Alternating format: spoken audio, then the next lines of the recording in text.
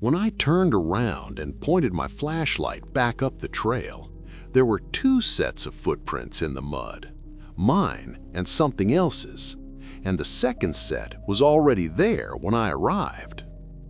My name is Marcus Hale. In 2019, I was a backcountry ranger stationed at Aldermore National Forest in the northern Appalachians, roughly 40 miles from the nearest town, accessible by a single logging road that flooded every other week. I had worked that forest for 6 years. I knew every trail, every ridge, every hollow. I thought I did. Night patrol on the northern loop was routine. 8 miles of trail, 3 hours. I'd walked it probably 400 times. The loop runs along a ridge line, drops down through a creek valley, and comes back around through a stand of old-growth hemlock so dense that even in summer, almost no moonlight reaches the floor. October in northern Appalachia means the trees are already half bare, which means you can see further into the woods than summer, which also means whatever's in the woods can see further out. I started to patrol just after 8 p.m. Temperature had dropped fast, probably 40 degrees and falling, and there was a thin layer of fog sitting low along the creek bed, the kind of fog that swallows sound. I had my flashlight, my radio, my sidearm. I also had a weird hollow feeling in my chest that I told myself was just the cold. The first thing I noticed was the birds, specifically the absence of them. Aldermore always had night birds, owls especially. The great horned pair that nested near Marker 7 had been there every single night for 3 years. That night, at Marker 7, nothing. Complete silence except for the wind. I noted it and kept walking. The second thing I noticed was the smell. About a quarter mile past Marker 7, there was an odor I'd never encountered on that trail before. Not decay, I knew what decomposition smelled like. This was different. Musky, dense, almost chemical, like wet animal fur soaked in something metallic. I stopped and swept my light through the trees on both sides of the trail. Nothing, just dark trunks disappearing into darker shadow. I kept moving, faster now without meaning to. At Marker 9, a fork where the trail splits toward the creek overlook, I stopped to check in on my radio. Static. Not unusual, the ridge blocked signal in that spot. But as the static cleared, just for a second, maybe 2, I heard something underneath it. A low, repetitive sound, almost rhythmic, almost like breathing. I told myself it was interference. Radio static does strange things in mountain terrain. I took the fork down toward the creek. The fog was thicker in the valley, visibility down to maybe 15 feet in any direction. My flashlight turned into a wall of white a short distance ahead of me. That's when I heard the first footstep. Behind me. One footstep, deliberate, heavy. I spun around. Fog, trail, darkness. I stood completely still for 30 seconds watching the trail behind me. Nothing moved. I'm a trained observer. 6 years in wilderness law enforcement, you learn to trust what you hear, but you also learn how forests play tricks. Falling branches, animals moving through brush, the way sound bounces off water. I rationalized it, moved on. 40 yards further down the creek bank, I found the deer, or what was left of it. In my 6 years at Aldermore, I had found bear kills, coyote kills, even one mountain lion kill near the southern boundary. I knew what predation looked like. This wasn't that. The deer was completely intact. No visible wounds, no blood, no signs of a struggle in the surrounding ground. It was simply stopped, lying on its side, eyes open, legs in mid-stride position, as if it had been running and then just ceased. Every hair on my body stood up at once. I backed away from it, pulled out my radio again to call it in. This time, clear signal. I reported the deer, gave coordinates, noted the absence of predation signs. Dispatch acknowledged, told me to continue the patrol and flagged the location on my way back. I continued. For the next half-mile, I heard nothing unusual, no footsteps, no sounds behind me. The hollow feeling in my chest started to ease, and then I hit the hemlock grove. The old-growth hemlock section is maybe 300 yards long. I had walked through it hundreds of times, but that night, about halfway through, my flashlight started to dim. Fresh batteries, I had checked them before I left.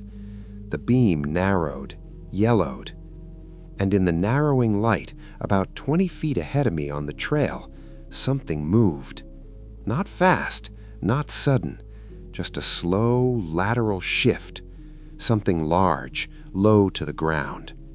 And then it was gone, off the right side of the trail, into the hemlocks. I stopped walking. My hand went to my sidearm. I am not someone who frightens easily. That is not bravado. It is simply what the job requires. You learn to suppress the panic response. But standing in those hemlocks, in the narrowing light, with something large moving into the dark 15 feet ahead of me, my hand was shaking. I stood there for what felt like a very long time, listening. And then, from my right, inside the hemlocks, maybe 30 feet off the trail, I heard it breathe. One long, slow exhale.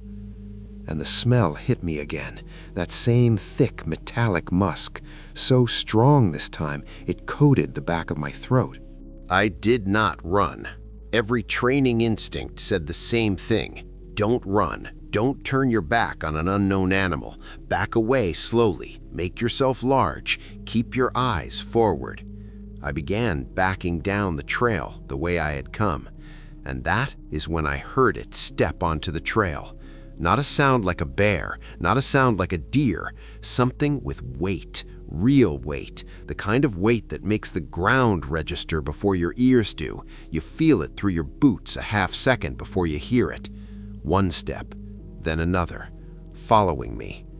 I turned my flashlight behind me, and I couldn't see the end of the hemlock grove anymore. The trail should have opened up 30 yards back. I had already passed the halfway point.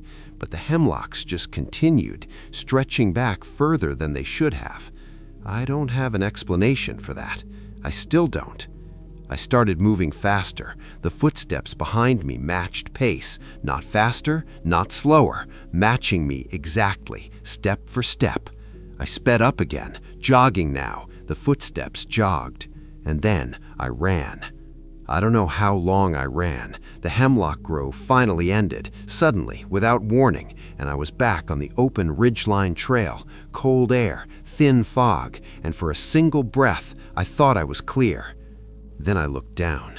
The mud on the ridgeline trail held prints clearly, my boot prints, fresh, sharp-edged, overlaying everything else, and underneath them, pressed deeper into the mud than mine, made by something heavier, a second set of tracks, wide, splayed, 5 distinct points, already there when I arrived. Whatever had been following me through the hemlocks had been waiting for me at the start of the trail. I made it back to the station. I don't remember the last mile clearly. My memory of it is fragmented, just the feeling of moving very fast, in the dark, with the certainty that something was behind me that I could no longer hear, which was somehow worse. I filed a full incident report that night. The deer was recovered the following morning by a 2-person team. A wildlife biologist came out 3 days later. She found no cause of death, no disease, no injury. She noted in her report that the animal appeared to have died of acute cardiovascular failure, the kind typically associated with extreme, sudden fear. A trail camera I had mounted near Marker 11, about 40 yards from the entrance of the hemlock grove, was recovered 2 weeks later. The footage showed me entering the grove at 9:47 p.m. It showed me exiting the grove at 10:31 p.m. 44 minutes. I have no memory of 44 minutes inside that grove. My report logged the hemlock section as a 10-minute transit at most. I resigned from Aldermore the following month. I told myself it was time for a change. Told myself 6 years was a good run. Told myself a lot of things. What I didn't tell anyone, not my supervisor, not the incident review board, not even the wildlife biologist, was what I found on my truck when I returned to the station that night. Along the driver's side door, at shoulder height, 4 parallel marks pressed into the metal. Not scratched, not scraped, pressed, as if something had leaned against the truck while it stood in the lit station parking lot, while I was still out on the trail. I still think about those tracks in the mud sometimes. 2 sets, mine, and something that knew exactly where I was going before I even left.